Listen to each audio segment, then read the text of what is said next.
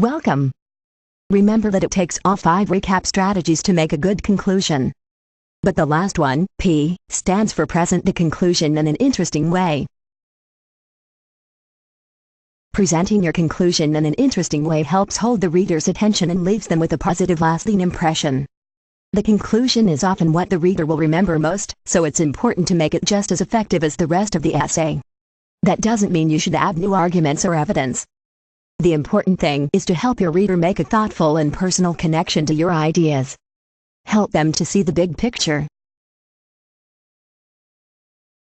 There are many techniques you can use to hold your reader's attention. I'll talk about 4 of them, but there are others out there.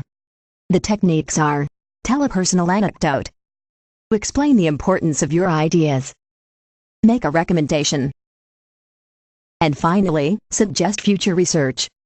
You can use any one of these in your conclusion, or you can use them in different combinations. An anecdote is a short story from your own life that illustrates your main points. There is a similar technique for writing introductions, so be sure not to repeat the same anecdote twice in one essay. Also, don't make the story too personal. Don't share anything in your essay that you wouldn't want a stranger to know.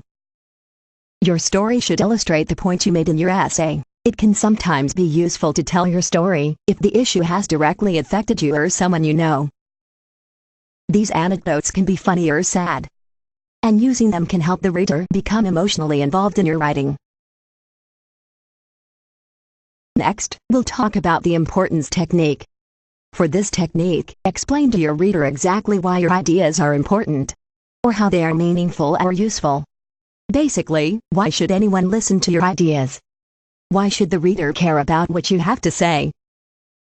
You might think the importance is obvious, but you need to explain why your opinion matters to everyone. If your ideas are correct, what are the implications? Try to think about how your position applies in the real world. Okay.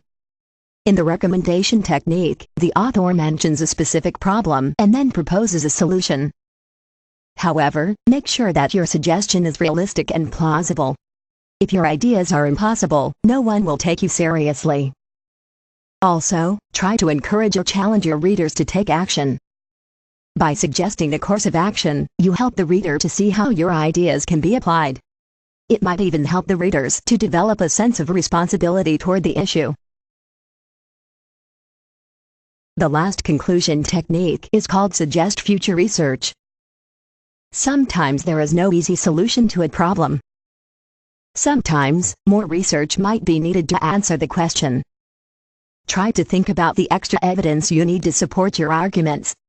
Then, in your conclusion, try to describe exactly how you would gather that evidence. This technique can be useful if some of your arguments or evidence are not strong enough.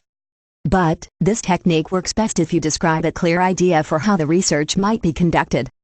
Like giving people a survey or doing an experiment. You don't actually need to do the research, just suggest how it could help solve the problem or answer the question. So, to review. The letter P in recap stands for present the conclusion in an interesting way. We can do this by using one of 4 techniques. Practice using different techniques until you find the ones you like best. Such as sharing a personal anecdote, explaining the importance of your ideas, making a recommendation, or suggesting future research. But, be careful not to overwhelm the reader by using too many techniques at once.